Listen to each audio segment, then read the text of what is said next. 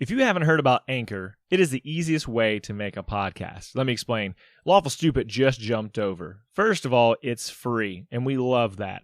Secondly, there's creation tools that allow you to record and edit your podcast right from your phone or computer, wherever you're at, all on the go. Anchor will also distribute your podcast for you. There are a lot of other vendors out there, a lot of platforms that they will make sure your podcast gets to. So it can be heard on Spotify, Apple Podcasts, and many more. And you can make money from your podcast with zero minimum listenership. It's everything you need to make a podcast all in one place. So download the free Anchor app or go to anchor.fm to get started.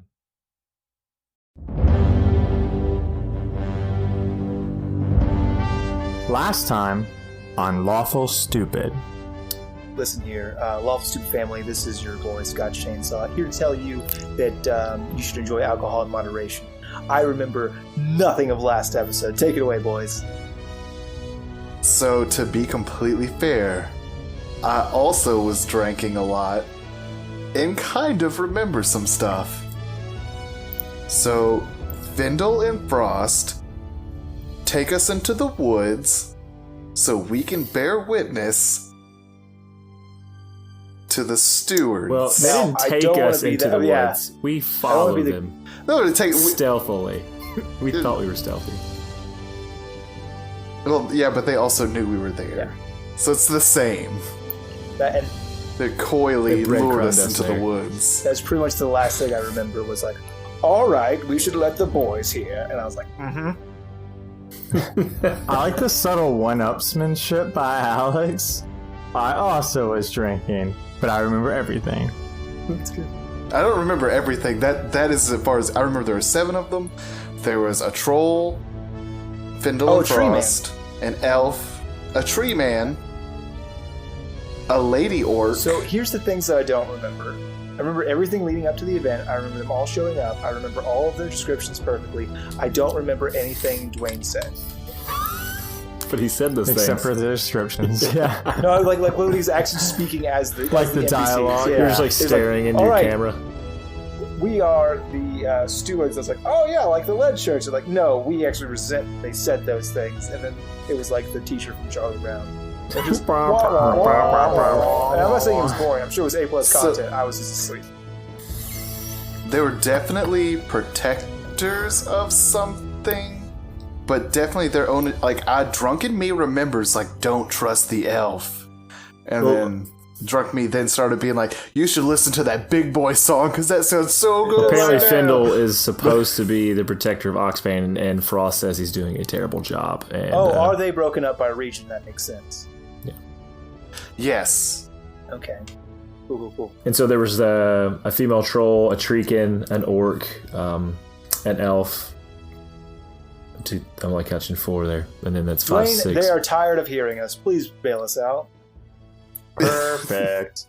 One of my favorite things in this podcast is when you guys make assumptions or remember about like minute details. It's one of my favorite things in this whole podcast. So I will say that, and then I will give them a brief recap because it's going to be super good. You guys last episode followed Findahl and Frost into the woods as they walked away to get some privacy.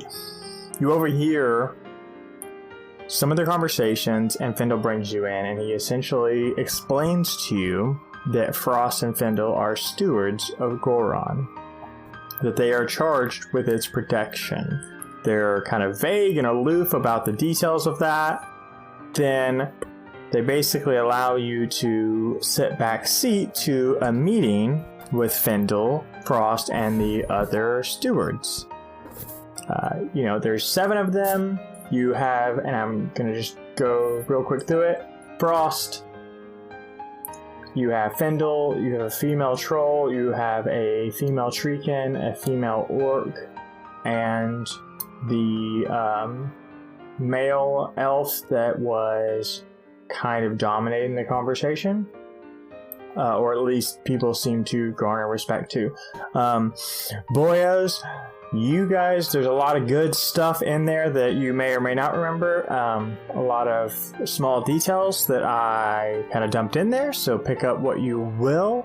You do remember that Findahl has this crazy amount of lucidity after the meeting, and that Piper actually crawled off of his shoulder and wrapped around his arm and became like this piece of armor for him.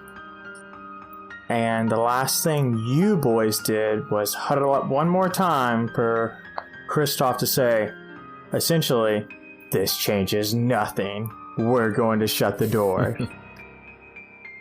That tracks. So, where we pick back up, you three and Frost and Findahl in the lead, almost like two parents leading children, are heading back towards the front line, or what you know that will become the front line. Is there anything you guys would like to do before we pick up? Strategize. Mm-hmm. Carry on. I mean, with everybody. Not just like the boys. And Dan? Oh, of like the army? Yeah, like the whole team. Well, I'm sure that the commander probably has a couple ideas. Yeah, I hope And he hates you. I'm not saying I want to make the plan. It's a strong I'm saying word. that I want to know what the plan is. Okay. I agree with that. So, if on this front line, is there like a CP? That's a command post. Is there like a place where people are gathering that are making decisions? Generals? So yeah, we can get to that when we get there. I'm saying you basically have a walk from the site that you're at and what you know to be becoming the front line, because obviously you haven't been to the front line with these armies staging their battle. So I'm asking if you want to do anything between now and then. I would let the boys take a couple steps ahead of me after we maybe have said our piece, and I'm gonna pull Allaria from my back and hold the blade in one hand and the hilt in the other, and say, Allaria, and expecting her to respond some way. And through your bond that you have further explored and built with her, you see her translucent form appear next to you, walking beside you, and her hair is white and she's in the simple clothes, but you see at the bottom of her braids that pinkish red color, and she says, "Yes, Atlas?" And I want to think that I haven't seen her like respond in this way to be able to just like so casually be walking with us at this point. It's usually just we're kind of sitting, or she just talks to me. Is that okay? No, that's not true. This is the second time she's done this. The first time she did it was at the bonfire after you guys made the pistol and were kind of like swapping stories. She showed up. But she was just like chilling. Yep. Yeah, so as she's walking, I'm going to say, Will, I'm going into this battle, and I don't know what's going to happen to me. We've thought we've been invincible before and have been proven wrong. So I just wanted to say good luck out there. And it's almost like he doesn't know what to say because he's like moved beyond just her being a cursed sword to now this almost object of his affection. And so he just doesn't know what to say, and he's like, and that's all I gotta say. And she laughs and she says, "Atlas, it's going to be fine. You're going to get stronger. And more importantly, we're going to kill. We're going to get stronger, Atlas." You sure have a way with words, Allaria. One of us has to, friend. One of us has to. And then I'll just casually just sword back in sheath. And when you put that the sword back into the sheath, she gives you a wink as she fades away, but she gently fades away into the ether. I, Kristoff Shindo, going to be doing something I don't normally do. Be walking with hands kind of clasped behind my back, and I'll be almost muttering, half humming an old Silentian drinking song, kind of nervously. And how does it go?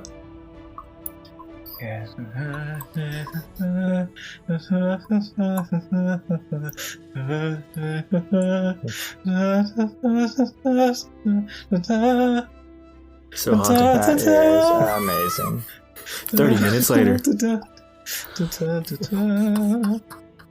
I'm just gonna pull that audio right out of his and just have that laid under anytime he does anything. Send that to Ginger Wait. right now. Yep, exactly. That's stopping everything. All right. Well, that's it. Normally sounds better than that, but I'm kind of muttering it nervously. Right. No, it makes sense. Yeah, Kristoff is nervous. I'm role playing. Yeah, he's in the moment. Rowan, anything you want to do on the way? I'm definitely gonna have to call it. Like, Chris, are you all right?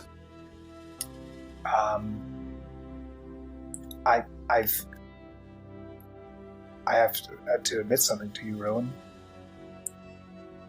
I'm scared. Scared of what? That we'll fail again. If you worry about that, you're just gonna bring it about. You gotta be confident. Be yourself. Yourself is what'll get us out. Myself is what got us into that mess in the first place. Almost got Lance and Turinga and all the others. You, Atlas. Well, what got us in that situation was somebody opening up a fucking door of demons. And unless you somehow magically teleported there while we're in that city messing around with the guilds, which seems so long ago, but thank God they're here now. And did that? Like, this isn't on you. Dwayne, they figured us out. Yeah, sorry everybody. They figured out the secret plot. You and Kristoff teleported during downtime.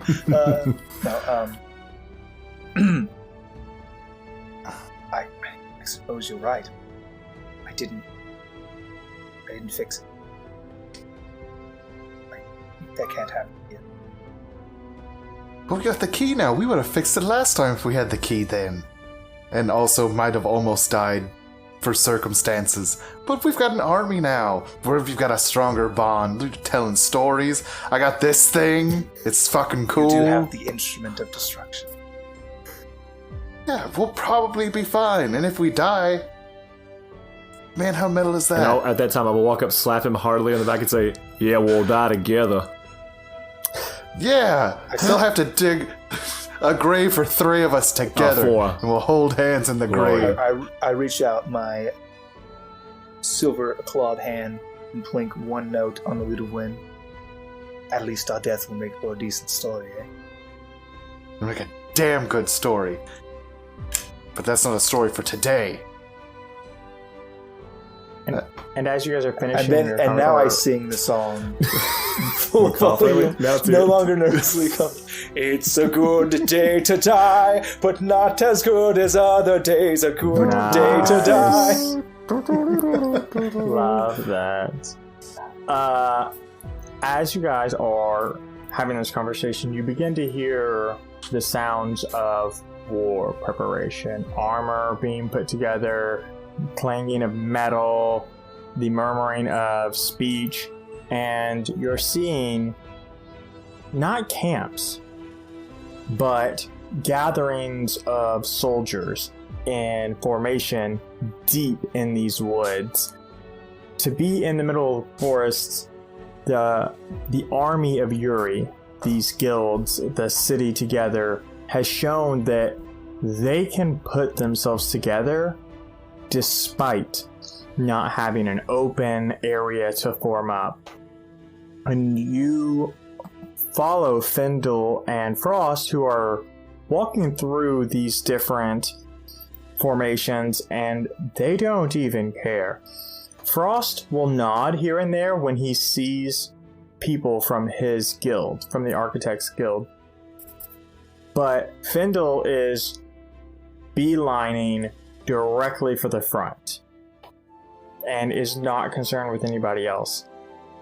And when you guys make it to the front, you see Findahl approaches the front line, where you find Justicar Sthon leaning on his lance. and you find the commander of Oxbane. And he is shouting orders to some troops nearby. You also see Ike, and you even see the Magister, who is in largely decorative armor, but still in armor nonetheless. And then you see Chiringa, who, when you make eye contact, he has this look of guilt on his face.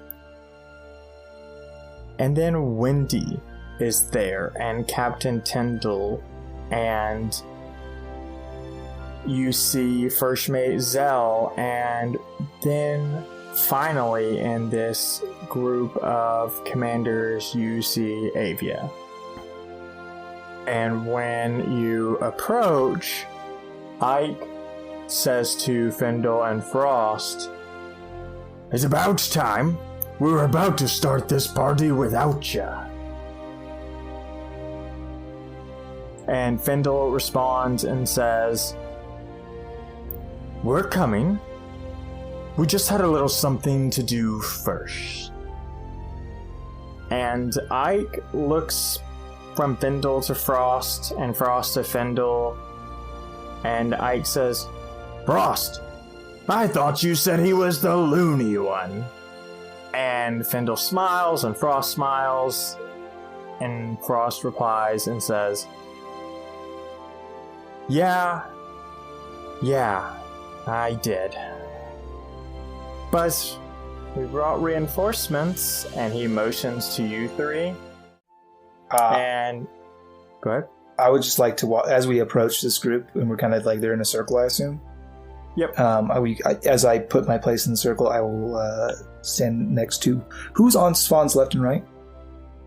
Svan's left would be Chiringa, and his right would be the Magister. On Svan's left is where I will ingratiate myself into the circle, and I will put one hand on Svan's shoulder, healing touch for 1 HP, and a smile. And the Svan gives you a nod, and he says, "Thank you, Kristoff." Anytime. I'm glad to see you back on your feet. I appreciate that. Old man like me, I need a nap every now and then. A madman like you needs a nap to keep these poor demons safe. And he gives you this wry smile, as if agreeing with you without agreeing with you. And Ike says, "Well, that's all well and good. Unless anyone has anything else, let's go over the plan one more time." Eagerly. And Svan says, "All right, what we've decided is the majority of the force is going to go straight against the wall. As you can see," and he kind of motions towards Oxbane, "where you see these monsters in droves, and they were already terrifying on their own or in small groups, but seeing them in an intelligent formation has the most dire of appearances. They have brains, I guess, because they're planning a retaliation to what we're doing. So, we've discussed it, and what we think is best is a full-on charge to the front, and a small group of us are going to cut through the line. Everyone else's job is going to be to push through, to break the city walls and get a small group of us into the castle, from which point we will build a post or a staging grounds to get more soldiers in. We sent a small team last time, and that did not work. So we want to bring in more people, but the longer this fight goes on, we all know more of those things will be coming through the portal, and we don't have the luxury of that. Are we missing anything? And he motions to you boys and Findahl and Frost. Eyes down. I'll say, you said set up a base inside once we ought to break through these things. Is that correct? That is correct.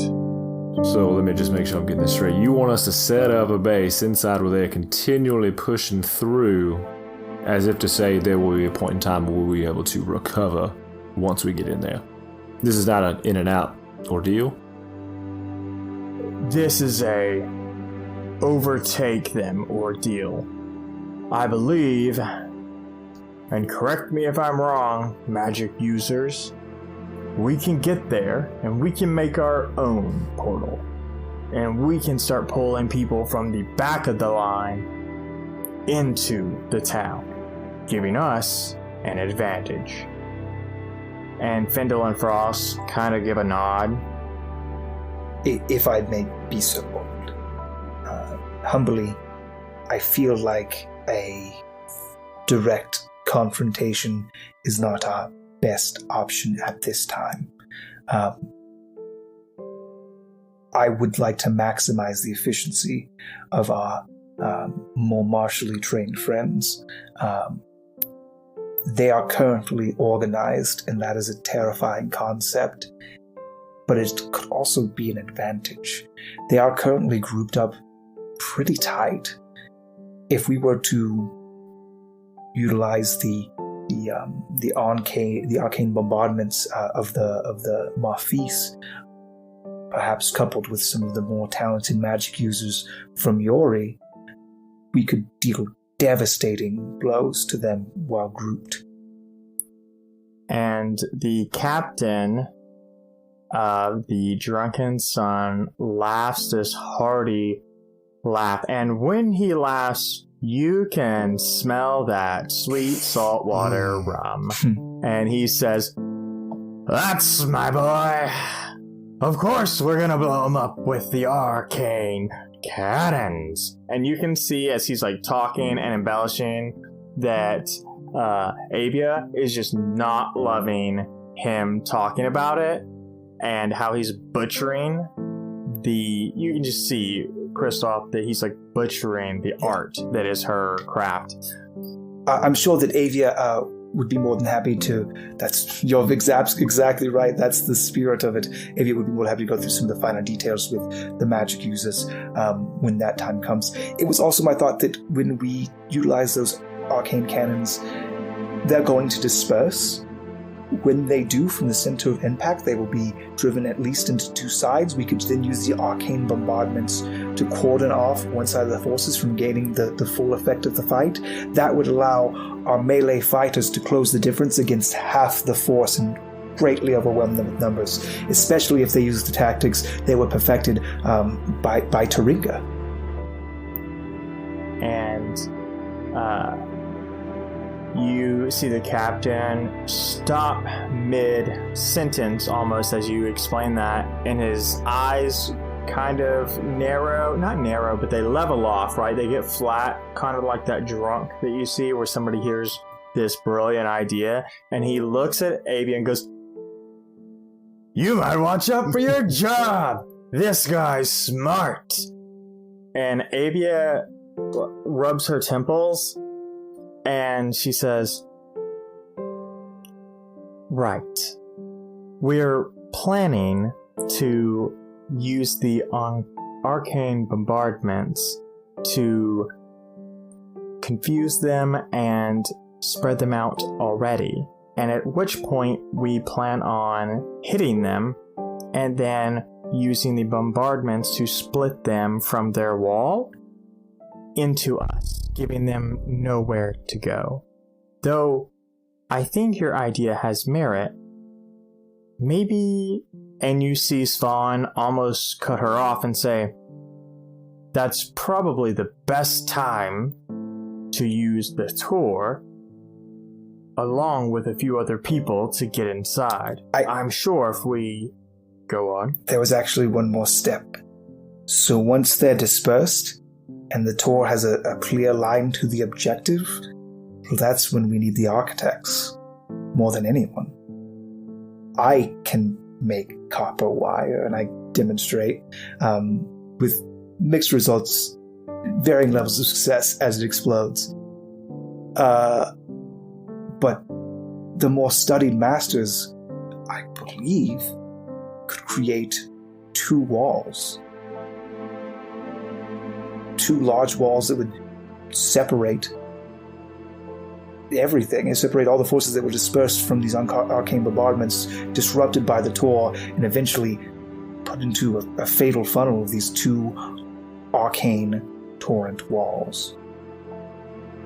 And you see Ike kind of scrunch his brows, and he looks at Frost, and he says, Frost, does this all sound right to you?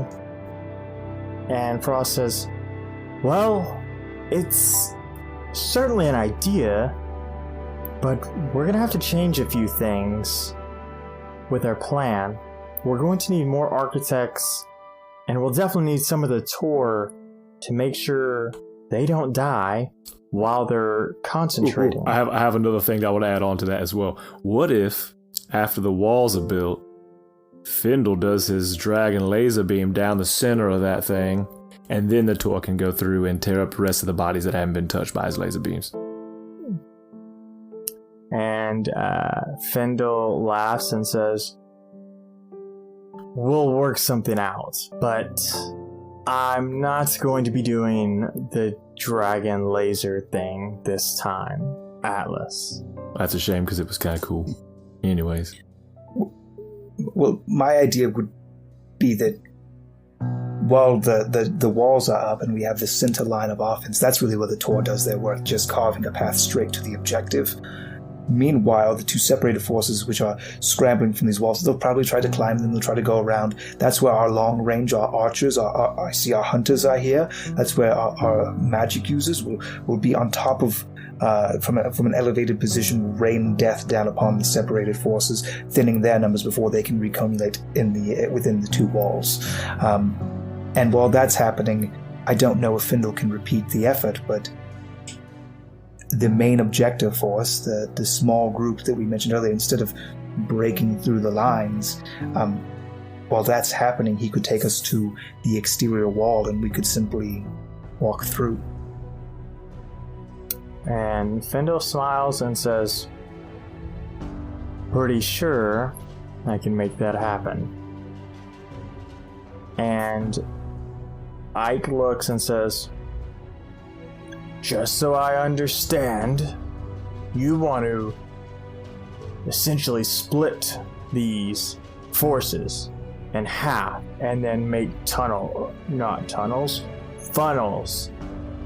That way we have a place to unload our arsenals and they're forced together, as well as make a hole for the advanced team.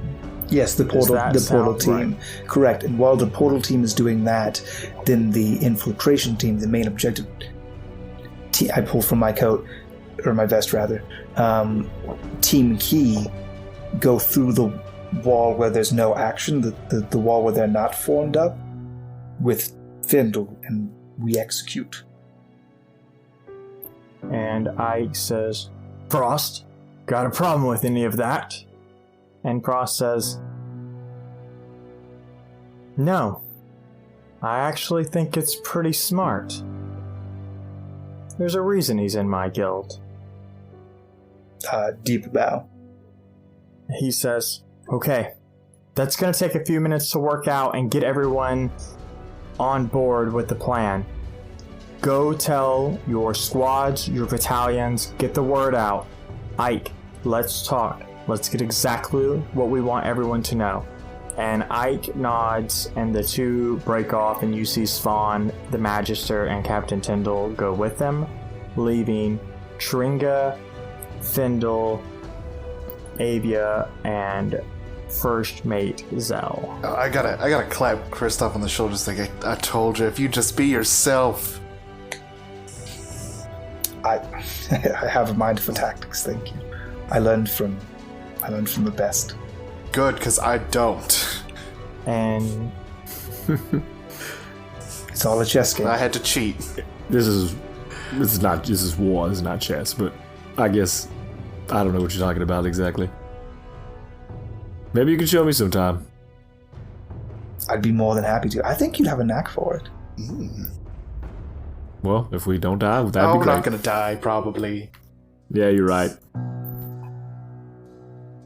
I'm going to just kind of approach. I said her name 10 minutes ago. I forgot her name.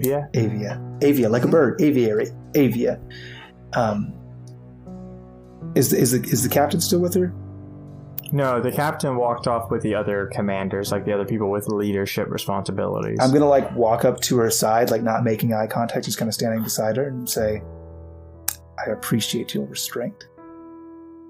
And she smiles this warm, knowing smile and says, "I appreciate your support." And she says that without looking at you and just like staring ahead. Just know that I fully understand that though I might have some ideas for its utilization, I could never do what you do.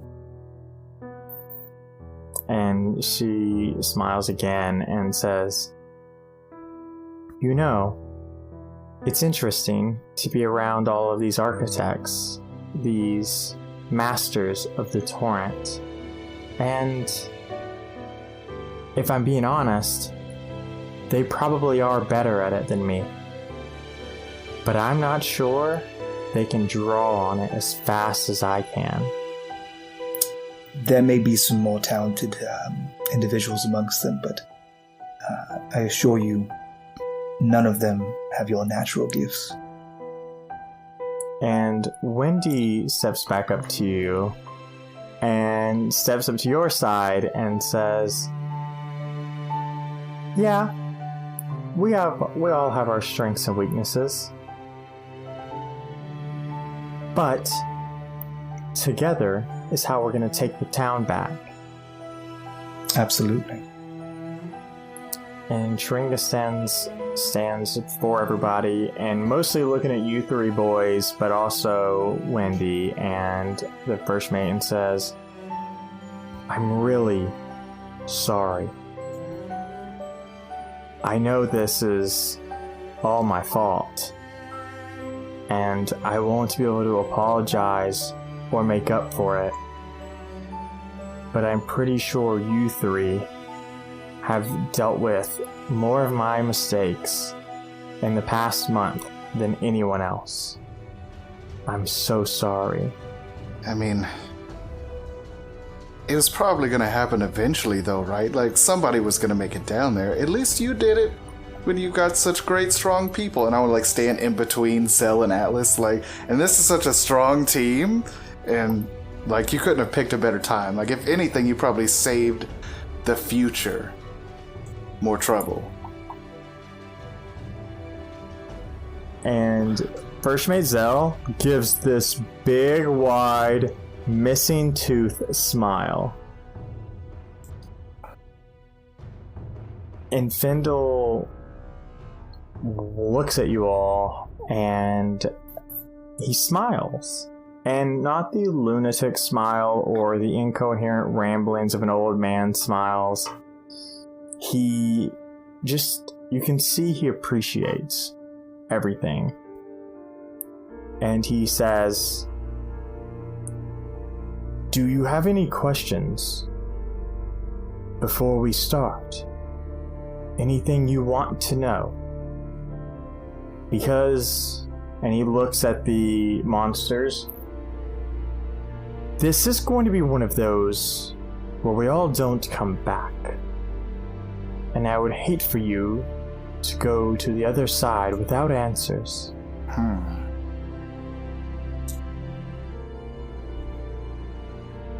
And Sharinga is like even more stressed out by Findahl's comments, and Wendy looks to the ground and is silent. And First Mate Zell and Avia are pretty indifferent on that. And First Mate Zell says, "If I go, my only regrets will be on land." And Avia smiles and laughs. I'm not worried about anything. I won't be as close to those as you all. I'll say, is there a way to remove a person from a cursed sword? Do you have that kind of magic? Because that might be worth fighting for. And Findahl looks at you and says, "Of course, Atlas. Of course that's something I can do." I'll pull my sword out and say, "And what are we waiting for?" And Findahl says, "You want me to do it now?" Yes. And Findahl says, Oh, "Atlas." what would happen to the spirit? And Findahl looks at you as almost like school book response. "Well, it would be destroyed. Never of course. mind. It's haunting the sword." I need. But- Never. We'll talk later. I need the person inside here to come to life, to be free of the sword, yet live in the world. And Findahl gives you this like really almost perplexed face and says, "Let's talk after everything's through. That is interesting." Indeed. Asking too many questions now would probably just muddy my mind. I will likely have questions after, but I turn to Avia. A favor, perhaps? And I pull from my vest a letter, and it's old, and it's wrinkled, and the paper has started to brown. And I hand it to her, and I say, if I don't make it back, you will be further away from the conflict. I assume on the ship you'll be able to escape with the women and children. If you could just see that this gets to the King of Silence. And she takes it and looks at you without words and nods before putting it inside of her, like on the inside of her, like outer jacket armor piece. Thank you. Wendy, in response to this, says, "I guess I'll see everyone on the field then," and walks off. And Sharinga, like, kind of gets the hint and says, "Yeah, on the field." And Sharinga leaves, and First Mate Zell leaves, and people begin dispersing, and Avia says, all of you be careful." But she's mostly looking at Kristoff when she says that. And she departs from the group as well, leaving just you boys and Findahl. And Findahl says, "I don't think anything bad is going to happen to you. I think your role here is just beginning. But, Kristoff, if I could have a word with you in private," and he looks at you and looks at Rowan and Atlas. I'll nod and then, like, nod toward Rowan as well. And Yeah, I'll start to walk follow away. suit.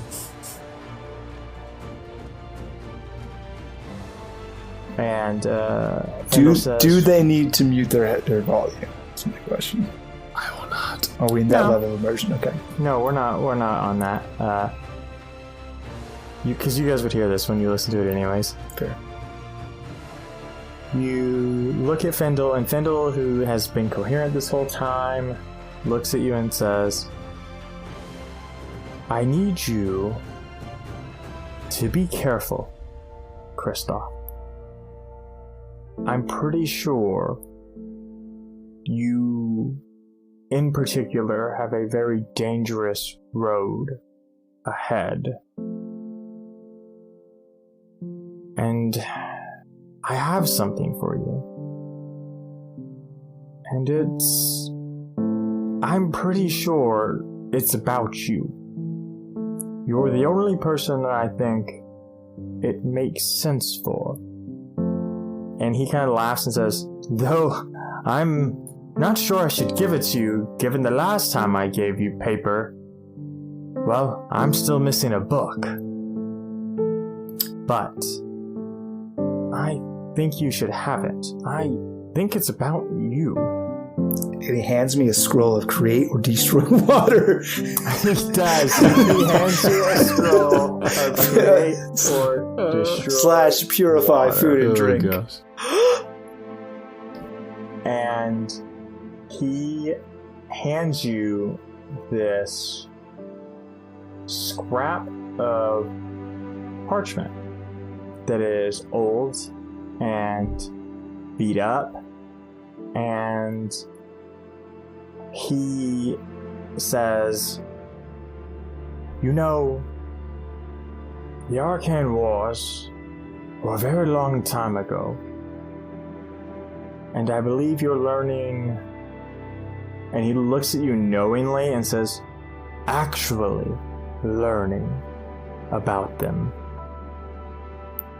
And this is an old letter, Kristoff. An old letter. And we're seeing them, and it makes sense. It's all starting to make more sense. We're seeing more of the Arcane War surfacing. And I would have thought it happenstance, but with these monsters, something big is coming, Kristoff. And I think you are going to play a big role in this. I don't know if that's a good thing or not for you, but I found this, and I think you should have it. And he hands you this scroll. You can tell that it was once a part of a bound booklet. And if you check your Discord, I actually sent you the message, which I would prefer you to read out loud because this is a podcast. Wait one moment. I will pull it up and I will read it in my voice that I use to read. So Findahl hands you this, and when he's looking at you, you know, as you're like unraveling this paper, you're also like looking at him, and you see these blue eyes form on him. Like you can see he's like looking at the torrent. I read aloud. Out of curiosity, I was wondering where you came from. I inquired about your odd markings during my investigations of you and your fellows. However, my information never seems to line up. Perhaps curiosity will get me killed, but I find it strange that I could not find a thing. Not to be too boastful, but I am good at finding obscure information. Eager to know. Opix. In the upper right-hand corner of the page, there is a sketch of a face with scales. However, a lot of the finer details have been scribbled out or not drawn.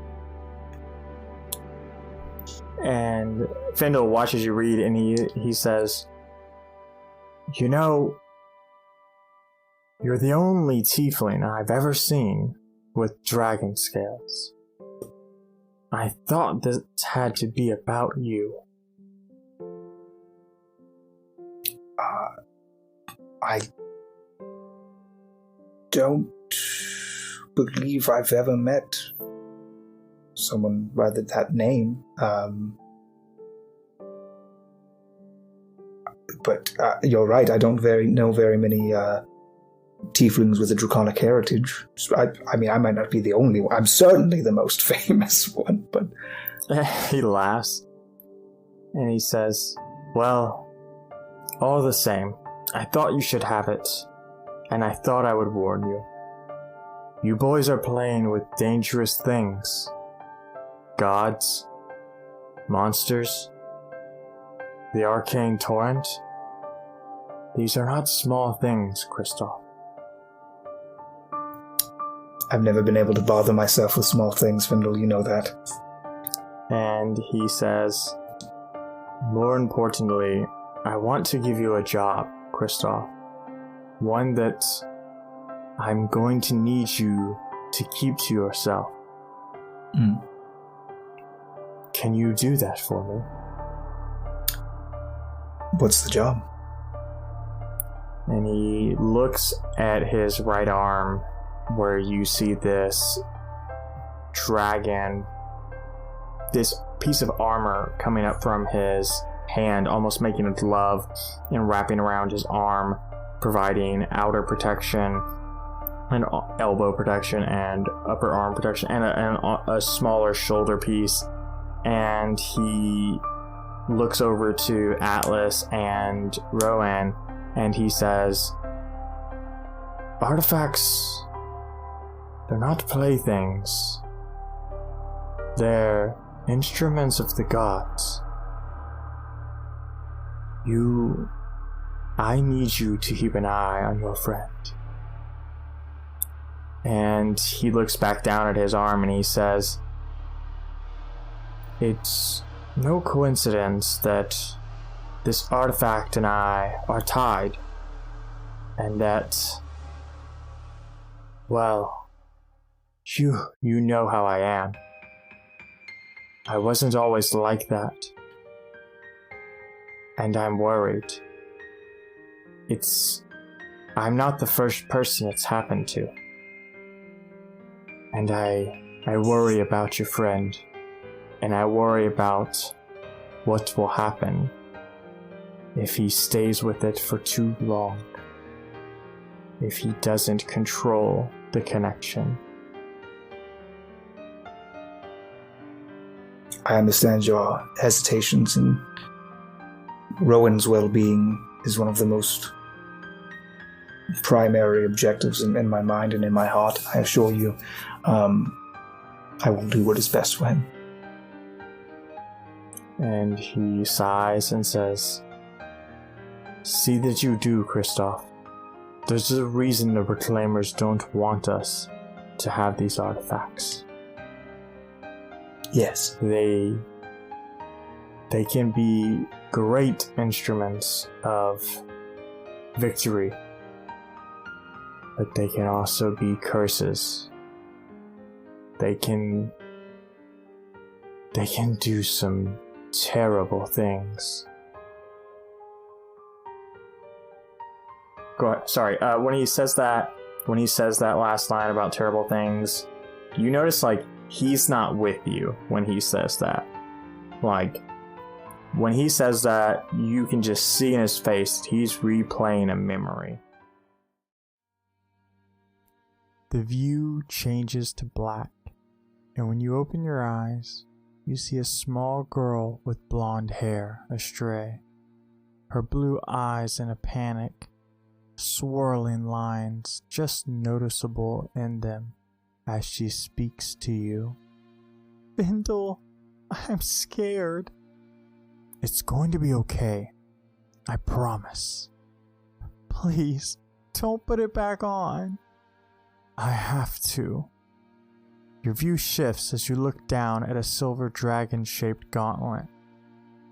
You get strange every time you do it. It will be fine. I'm learning to control it. I'll stop these monsters and come back. Hide here. You watch as you gently put the small girl into the back of a broken down wagon. Findahl, please be careful. I'll always protect you, Madeline. Findahl, please. You watch as you pull the curtains of the wagon shut on the crying girl and turn to face a dozen monsters, all towering above you with horns and large swords. You look down, your hands trembling as you put the gauntlet on. Ooh, hello, boys. What lovely teeth you have.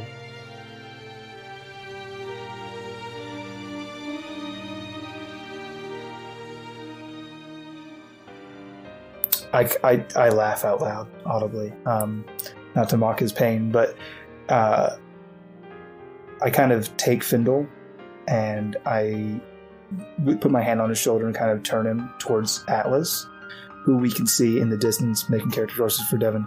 We can see him holding Allaria, maybe speaking to her softly.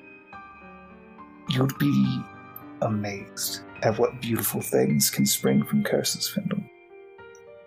And Findahl looks, and you can see his eyes kind of light up where he's looking through the torrent. And he says, "Does he know, Kristoff?" Does he know what? And he looks at you and then back at Atlas. "The sword. Does he know what it's doing to him?"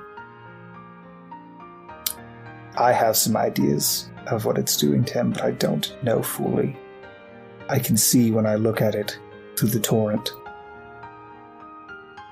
It's hurting him, isn't it? It's not good, Kristoff. I don't...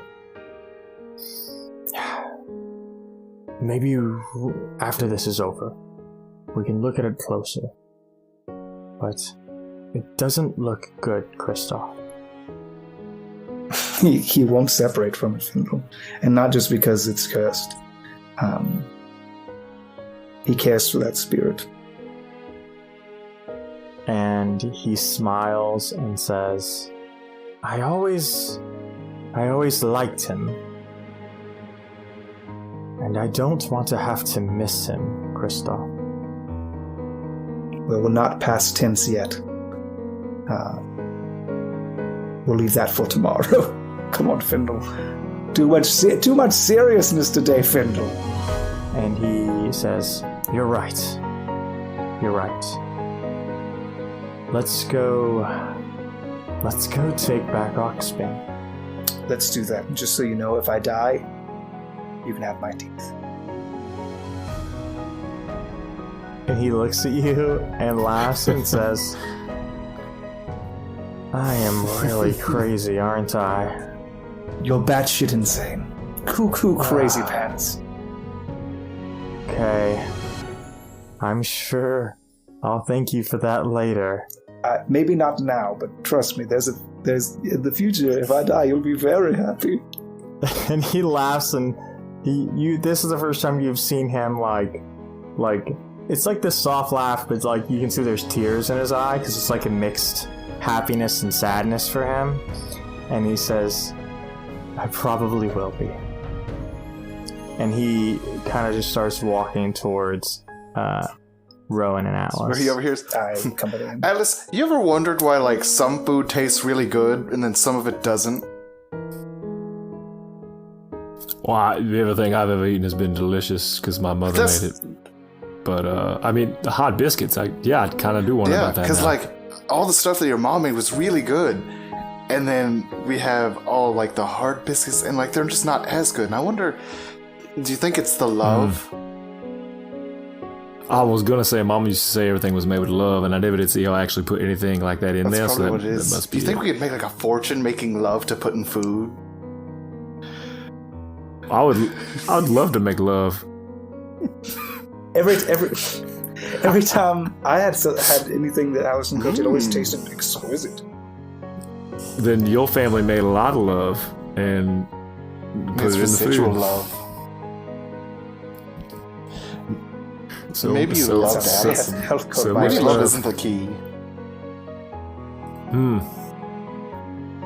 Maybe I was very hungry and I didn't eat any food and only drank alcohol for a period of months. That might be.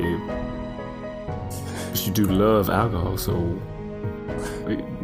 As you boys are cutting up and having like a last jest, that's where we're going to end the episode. With our last joke ever. The end. Because we all die immediately at the start. Next episode, you all die. The battle starts, and an arcane bombardment goes sideways, and it's goodbye. First shot dead. That sounds real close, right? No, it's gonna be fine. They're experts. Yeah, everybody takes 100 D100. 100 D100 damage. Yeah. You just, yeah. I was hoping when you opened that letter from Findahl that he like was actually pretending to be lucid, and inside of the picture was just like that circle with the 3 fingers down below his waist and got you. So what I was hoping was that Dwayne somehow knew what was in my letter. He read my mind and knew what was in the letter that I gave to Avia. I remembered. And I was hoping that it would be the same letter, and he was saying that I was the rightful king of silence, because that's who I said to deliver it to, and it somehow time vortex. See, I like to think that like the first line of your letter to Palace, like, "Dear Palace, I'd rather shit my hands than clap and bow to you." It says, "Dear Palace, eat 1,000 dicks. I put upon you the curse of 1,000 cockblocks. Enjoy your Kristoff life." immediately runs back and gets the letter, edits the letter, then runs back to battle. Hey, we can't borrow that. Like, I won't say what's really No, on. In that's the gonna letter. that'll be a thing in the future.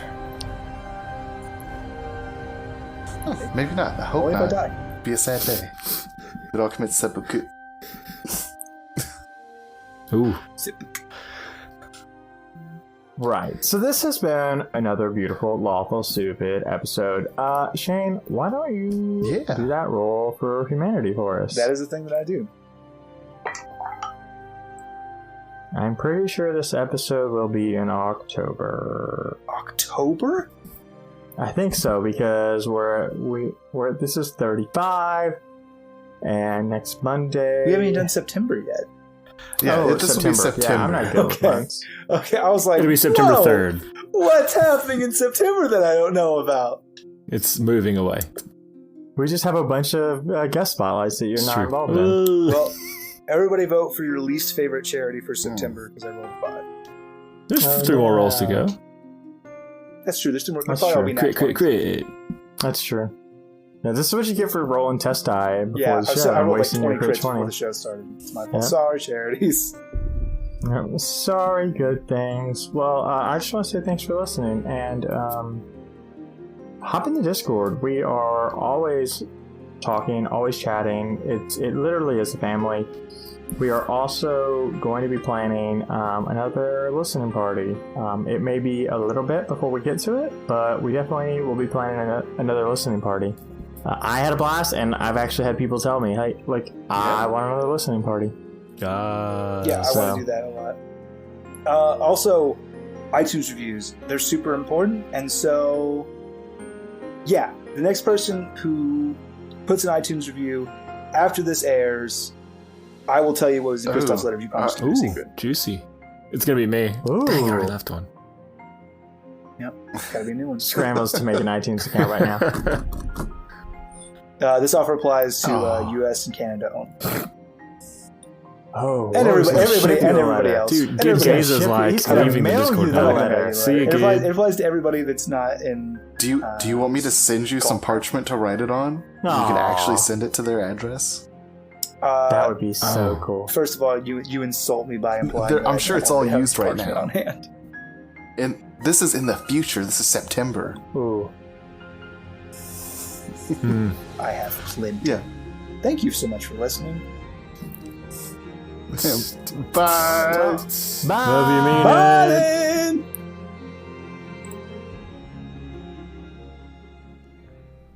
We are storytellers. We are creators. We are gamers. We are dreamers. We are players. We are players. We are players. We are DMs. We are nerdsmith.